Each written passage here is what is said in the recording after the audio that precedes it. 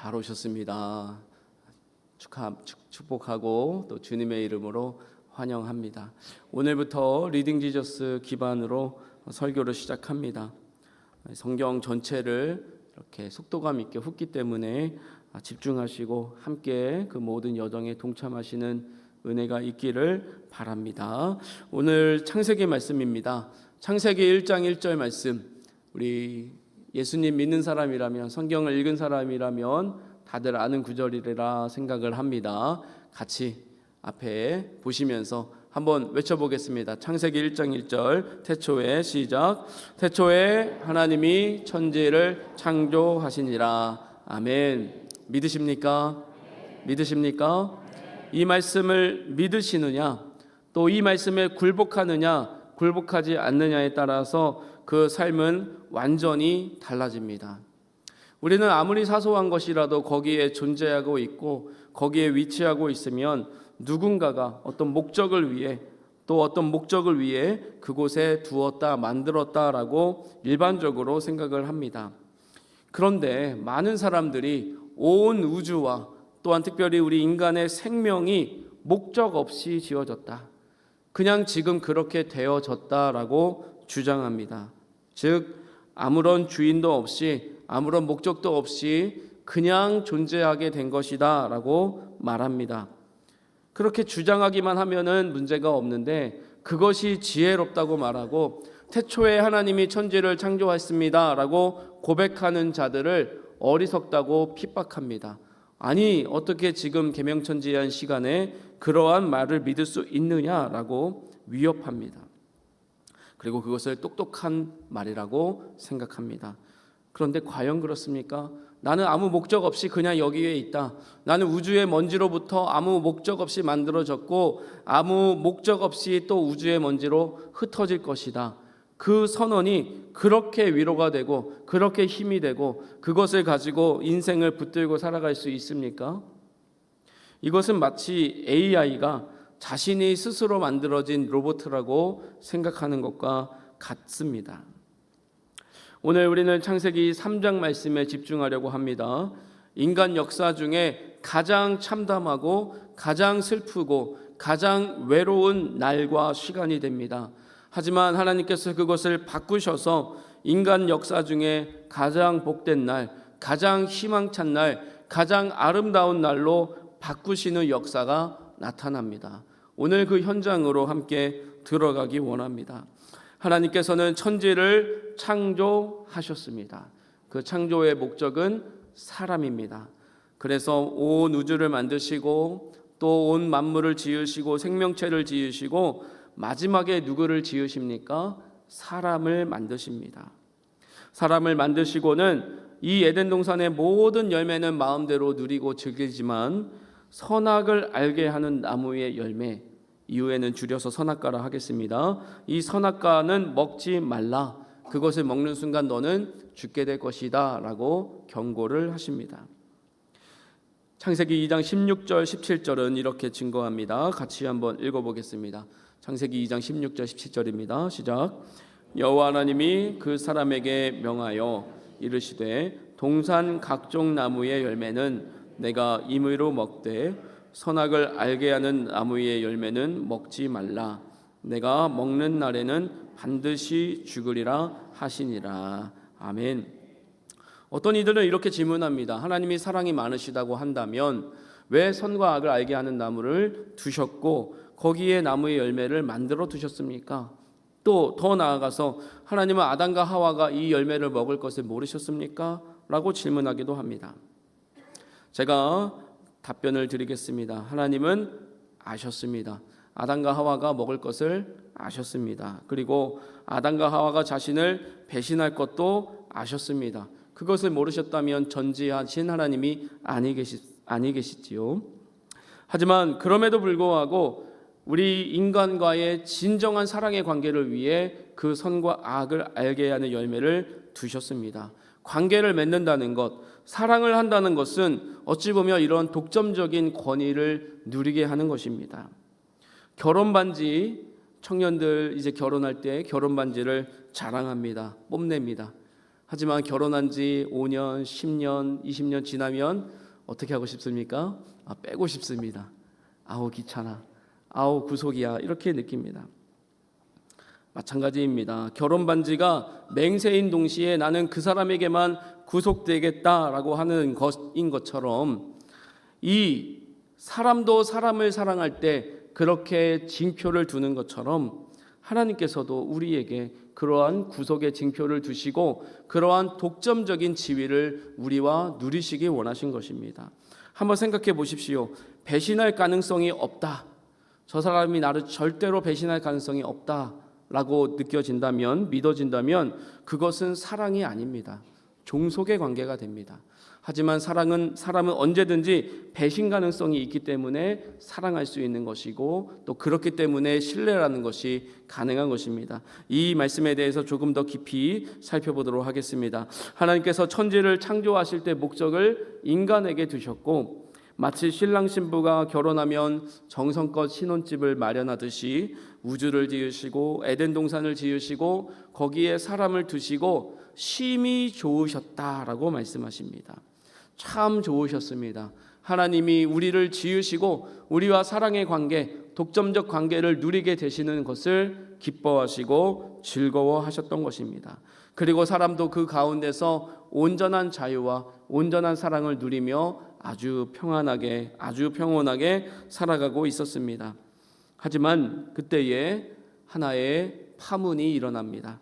오늘 말씀 3장 1절부터 5절 말씀까지 같이 읽어보겠습니다. 시작. 그런데 뱀은 여호와 하나님이 지으신 들짐승 중에 가장 간교하니라. 뱀이 여자에게 물어 이르되 하나님이 참으로 너희에게 동산 모든 나무의 열매를 먹지 말라 하시더냐. 여자가 뱀에게 말하되 동산 나무의 열매를 우리가 먹을 수 있으나 동산 중앙에 있는 나무의 열매는 하나님의 말씀에 너희는 먹지도 말고 만지지도 말라 너희가 죽을까 하노라 하셨느니라. 뱀이 여자에게 이르되 너희가 결코 죽지 아니하리라. 너희가 그것을 먹는 날에는 너희 눈이 밝아져 하나님과 같이 되어 선악을 알 줄 하나님이 아심이니라. 아멘. 그런데 그곳에 뱀이 등장합니다. 아니 어떻게 하나님이 지으신 그 에덴 동산에 악이 있을 수 있고 죄가 있을 수 있느냐? 우리는 이 질문을 하나님께 드릴 수 있지만 하나님은 거기에 대해서, 성경은 거기에 대해서 설명하지 않습니다. 따라서 우리는 거기에서 멈춰야 할 것입니다. 이 뱀의 실체는 결국 마귀로 드러나게 되지만 하나님, 사탄이 도구로 만든 어떤 영적인 존재가 그곳에 등장한 것으로 이해할 수 있습니다. 그리고 뱀은 처음에는 아주 빛나고 지적인 존재로서 우리를 유혹합니다. 아름답고 합리적인 모습으로 포장되어서 우리에게 다가오는 것입니다. 오늘날 우리에게 주어지는 모든 유혹도 똑같습니다. 나는 악입니다, 나는 죄입니다 라고 드러내놓고 오는 법은 없습니다. 아주 교묘하게, 아주 위장해서 자신을 합리적이고 아름다운 모습으로 치장하지만 그 안에는 사탄 마귀가 있는 것입니다. 사탄 마귀는 우리에게 야 그거 아니야 라고 하지 않았습니다. 1절 말씀 보면 참으로 너희에게 동산 모든 나무의 열매를 먹지 말라 하시더냐 라고 합니다. 단순하게 질문을 던지면서 의심의 마음이 들게 하는 것입니다. 하나님께서는 모든 것을 먹으라고 하셨는데 그것을 교묘하게 먹지 말라라는 질문으로 바꿉니다. 또 하나님께서 우리에게 모든 것을 베푸시는 분이 아니라 오히려 억압하시고 인색하시고 우리 인간이 기쁨 누리는 것을 싫어하는 존재인 것처럼 살짝 비트는 것입니다. 우리 사랑하는 성도님들, 뱀의 소리가 우리에게 들릴 때가 있습니다. 하나님이 진짜 그렇게 말씀하셨습니까? 하나님이 정말 그런 분입니까? 교회가 정말 그렇게 아름다운 곳입니까? 라고 우리에게 슬쩍 의심을 들여놓게 합니다. 그때에 주의하시기 바랍니다. 우리가 하나님의 말씀으로 굳건히 서 있지 않으면 그 말씀에, 그 사탄의 소리에 우리가 흔들리게 되는 것입니다. 죄의 근본은 하나님의 명령을 어기는 행동 이전에 있는 하나님의 선하심을 신뢰하지 못하는 그러한 불신앙에서 시작되는 것입니다. 그리고 그 불신앙은 하나님의 말씀을 제대로 기억하지 못하고 제대로 믿지 못하기 때문에 시작하는 것입니다. 3절 말씀 한번 보시기 바랍니다. 3절 말씀 같이 읽습니다. 시작.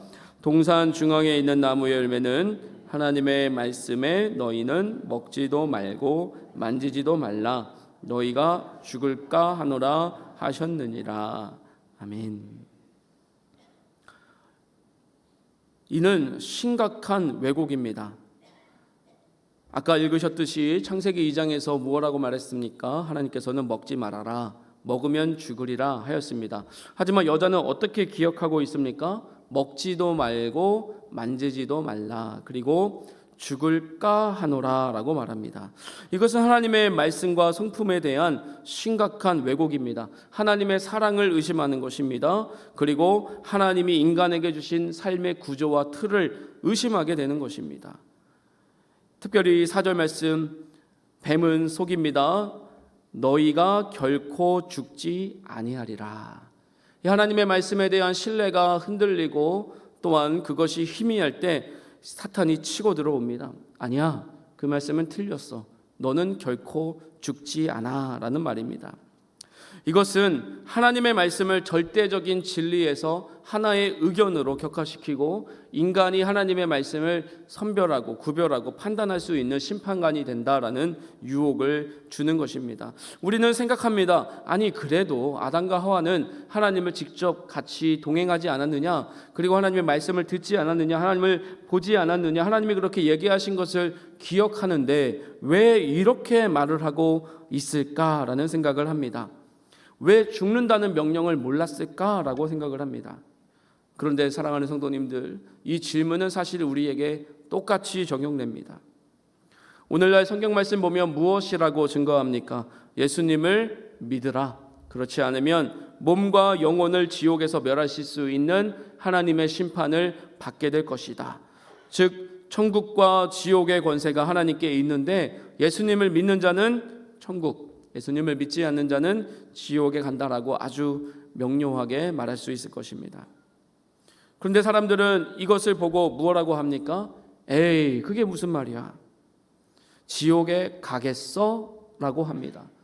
죽을까? 하고 이 하와가 그 의심을 표현할 때 뱀이 죽지 않아 라고 하는 것과 마찬가지로 지옥이 있을까? 할 때 사탄은 지옥은 없다, 천국은 없다, 내세는 없다, 영생은 없다, 죽으면 끝이다, 아무 의미도 없고 아무 목적도 없이 그냥 전원이 꺼진 것처럼 우리 인간이라는 기계는 꺼지면 끝이다 라고 속입니다.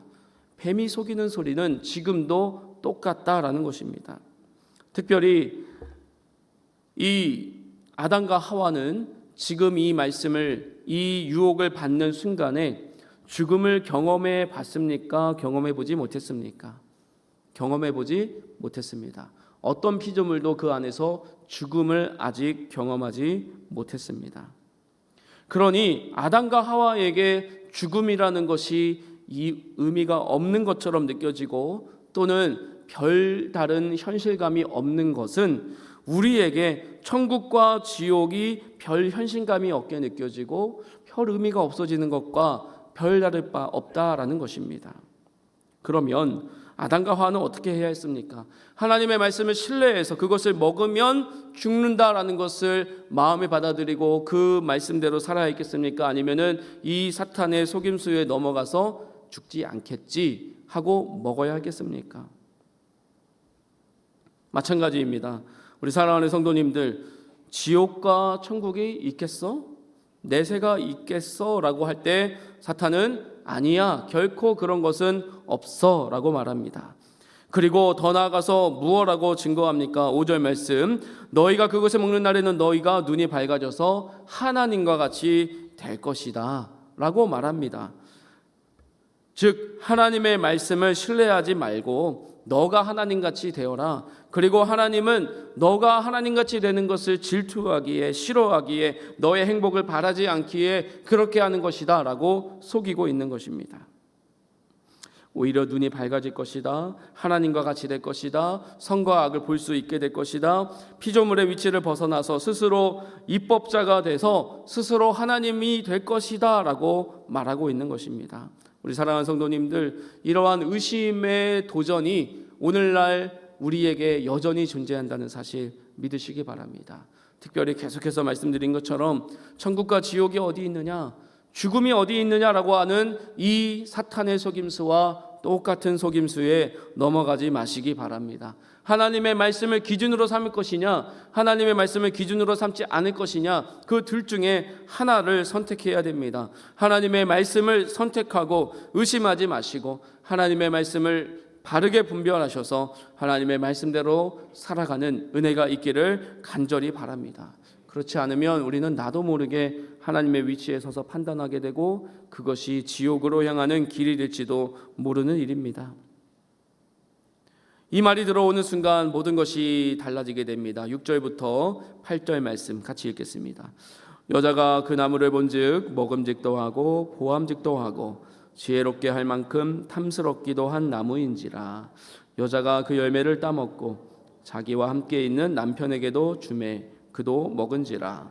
이에 그들의 눈이 밝아져 자기들이 벗은 줄을 알고 무화과 나무 잎을 엮어 치마로 삼았더라.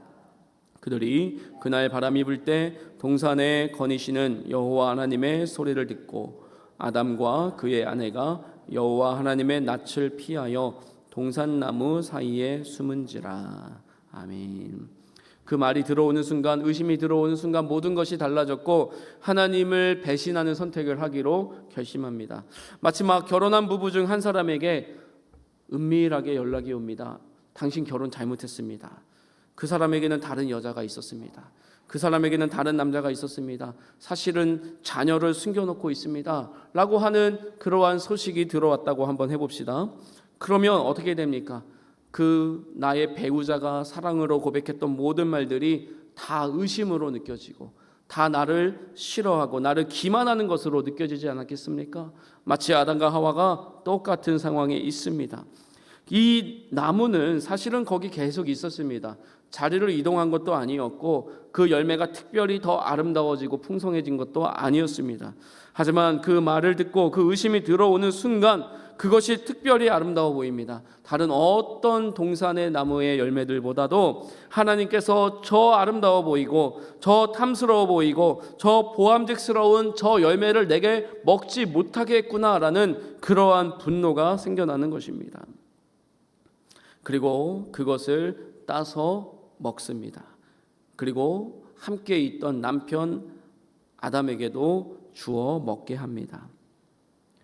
이것은 단순히 몸에 좋지 않은 어떤 열매를 먹었다는 뜻이 아니라 무엇이 선이고 무엇이 악인지를 스스로 내가 결정하겠습니다. 하나님 없이도 내가 홀로 서겠습니다 라고 하는 자기 독립 선언문과 같았습니다.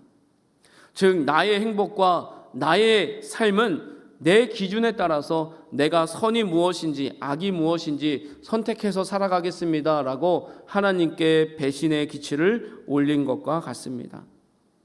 사실 이러한 면에서 하나님 없이도 하나님을 배제하고서라도 아니 하나님의 말씀을 어겨야만 행복할 수 있다라고 믿는 오늘날의 모든 거짓 신들이 바로 이 아담과 하와의 행동에서 나온 것입니다.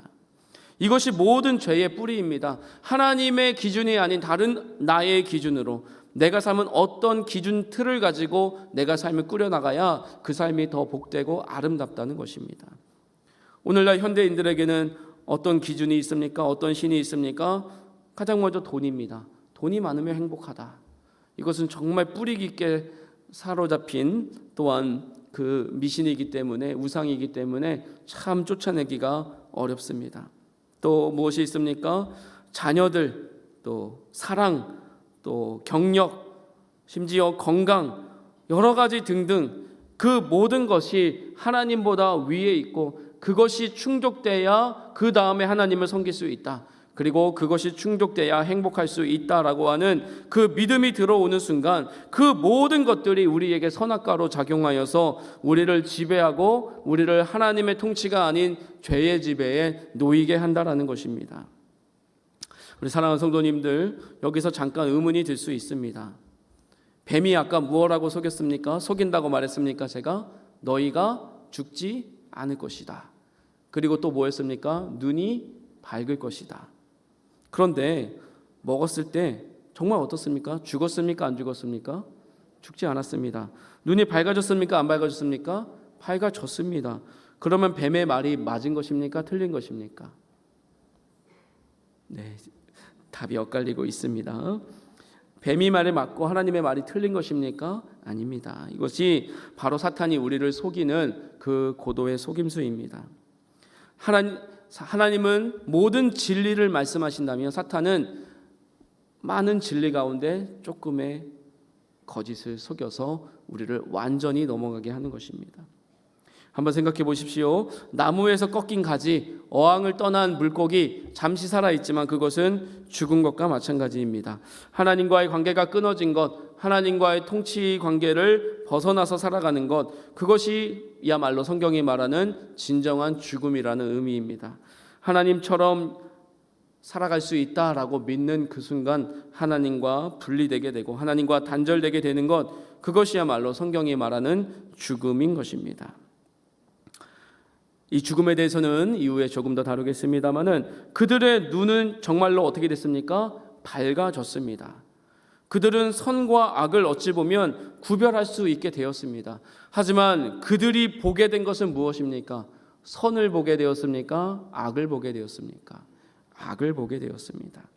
그것도 자신에게 있는 악을 보게 되었습니다. 죄는 우리에게 모든 것을 줄 것처럼 약속하고 자유를 준다, 사랑을 준다, 희망을 준다 약속하지만 결국 우리에게 수치심, 하나님을 떠난 자의 그러한 외로움만을 주게 되는 것입니다.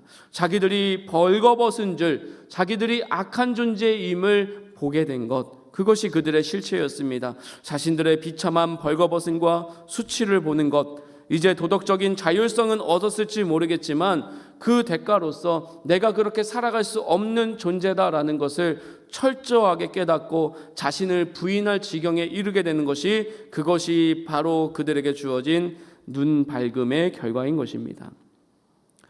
이제 피조물로서 안정감과 존엄성은 상실됐습니다. 스스로를 지켜야 된다는 강박관념 가운데 시달려 그들은 하나님의 낯을 피하고 또 무엇을 만들어 지읍니까? 무화과 나뭇잎을 엮어서 자신을 가립니다. 이것이야말로 인류가 최초로 만들어낸 종교입니다. 인간은 자신이 수치스럽고 죄가 있고 부족하고 벌거벗었고 내가 책임지지 못하는 그러한 삶의 무게를 지니고 있음을 가리기 위해서 스스로의 노력으로 무언가를 만들어 하나님으로부터 자신을 가리려고 합니다. 서로에게서 가리려고 합니다. 그것이 바로 하나님 없는 종교의 실체인 것입니다. 하지만 그것은 곧 말라 비틀어질 뿐이고 모든 관계가 파국으로 치닫게 되는 것입니다. 하지만 그때 우리를 사랑하시는 하나님께서, 또 아담과 하와를 사랑하시는 하나님께서 그들을 버려두지 않으시고 찾아오십니다. 9절부터 14절 말씀을 한번 같이 읽겠습니다. 시작. 여호와 하나님이 아담을 부르시며 그에게 이르시되 내가 어디 있느냐? 이르되 내가 동산에서 하나님의 소리를 듣고 내가 벗었으므로 두려워하여 숨었나이다. 이르시되 누가 너희 벗었음을 내게 알렸느냐? 내가 네게 먹지 말라 명한 그 나무 열매를 내가 먹었느냐? 아담이 이르되 하나님이 주셔서 나와 함께 있게 하신 여자, 그가 그 나무 열매를 내게 주므로 내가 먹었나이다. 여호와 하나님이 여자에게 이르시되 내가 어찌하여 이렇게 하였느냐? 여자가 이르되 뱀이 나를 꿰므로 내가 먹었나이다. 여호와 하나님이 뱀에게 이르시되 내가 이렇게 하였으니 내가 모든 가축과 들의 모든 짐승보다 더욱 저주를 받아 배로 다니고 살아있는 동안 흙을 먹을지니라. 아멘. 하나님이 아담을 부르십니다. 내가 어디 있느냐라고 하십니다. 성도님들, 하나님께서 과연 아담이 어디 있는지 모르셔서 물으셨겠습니까? 또한 아담과 하와가 그 선악과를 먹고 무화과로 옷을 입고 또 깊이 숨었을 때 하나님이 없으셨겠습니까? 못 보셨겠습니까? 다 아셨습니다. 다 보셨습니다. 그러면 하나님께 선택지가 있었습니다. 이 괘씸한 놈들, 내가 너희에게 말한 대로 당장 너희를 죽이겠다 라고 하고 모든 세계를 절멸시키고 다시 리셋 버튼을 눌러서 이제 내 마음에 드는 아담과 하와를 새롭게 만들어내겠다라고 하셔도 하나님께 잘못했습니다라고 누가 항변할 수 있습니까? 없습니까? 없습니다. 하나님은 얼마든지 그렇게 하실 수 있는 분이십니다. 하지만 하나님께서는 아담과 하와를 사랑하셨기 때문에, 우리 인간을 사랑하셨기 때문에 그를 굳이 찾아오셔서 내가 어디 있느냐라고 말씀하시는 것입니다. 오늘 사랑하는 성도님들 마음에, 심령에 내가 어디 있느냐라고 하는 이 말씀이 하나님의 말씀으로 들리기 원합니다. 지금 어디 계십니까? 지금 어디에서 무엇하고 계십니까? 하나님 없이 또 하나님이 모르게 할 수 있다라고 믿고 계십니까?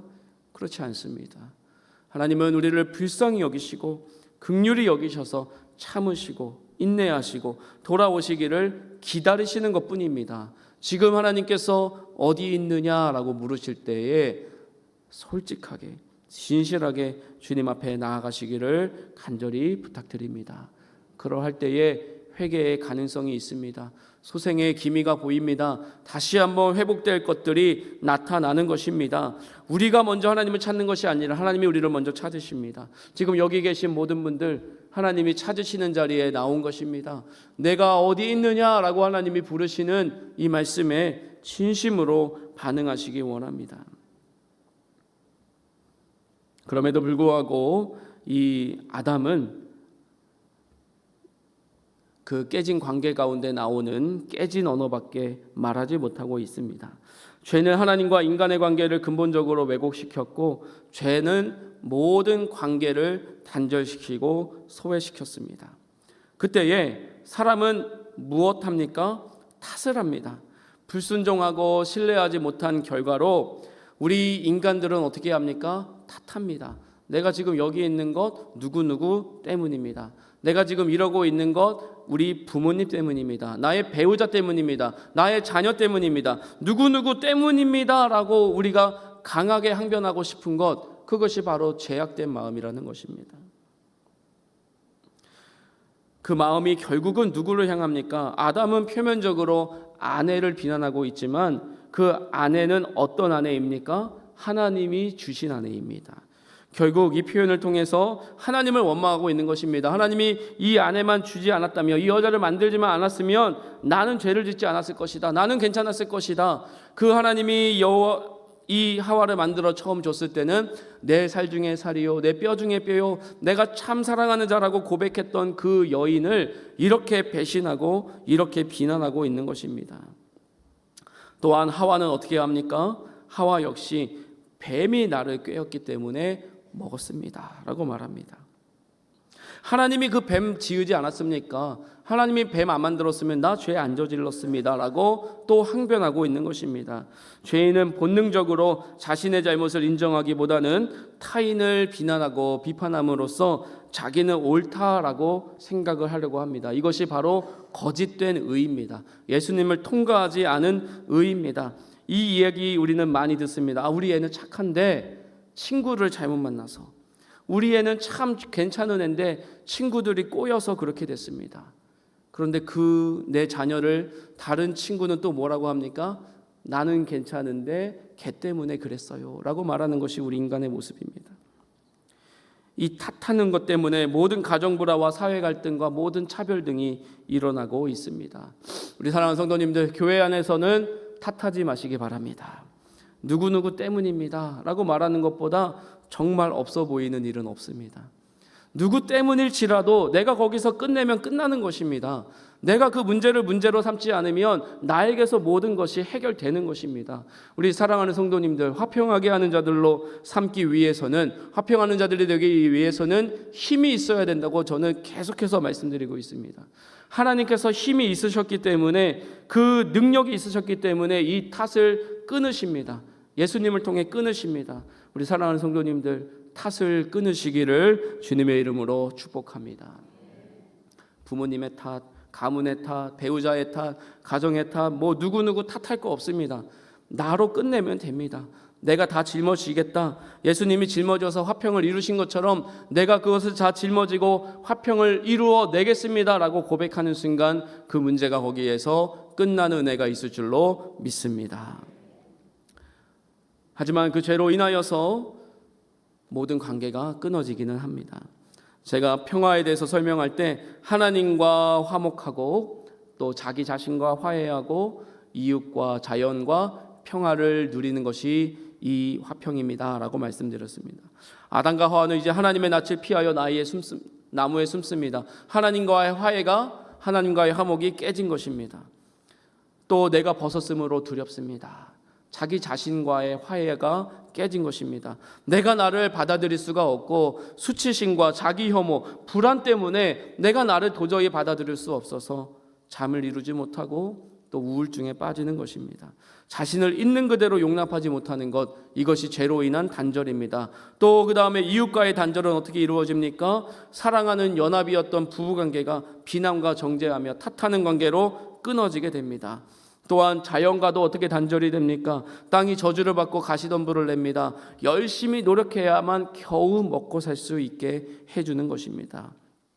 이 모든 갈등의 근원이 바로 하나님의 명하신 선악과를 먹게 된 것, 하나님 대신 내가 하나님 되기 원한다는 그 이야기 때문에 나온 것입니다. 우리 사랑하는 성도님들, 화평의 깨짐을 우리는 목격하고 있습니다. 하지만 이 평화의 깨짐은 우리의 힘으로 어떻게 감당할 수가 없는 것입니다. 하지만 하나님께서 그것을 감당하시고 책임져 주시기로 약속하십니다. 그래서 뱀은 저주하십니다. 보면 뱀의 이야기는 듣지도 않으십니다. 뱀은 바로 저주해 버리시고 아담과 하와의 이야기는 들으신 후에 그들에게 해결책을 주십니다. 그것이 바로 15절 말씀입니다. 15절 같이 읽겠습니다. 시작. 내가 너로 여자와 원수가 되게 하고 내 후손도 여자의 후손과 원수가 되게 하리니 여자의 후손은 내 머리를 상하게 할 것이요 너는 그의 발꿈치를 상하게 할 것이니라 하시고. 아멘. 이것을 원시복음이라고 합니다.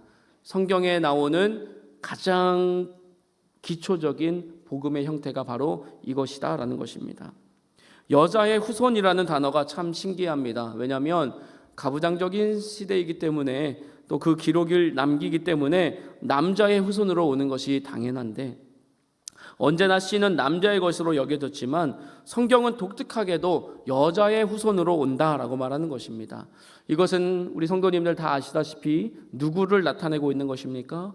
예수님을 나타내는 것입니다. 남자의 개입 없이 동정녀의 봄을 빌려 이 땅에 오실 예수 그리스도를 의미하는 것입니다.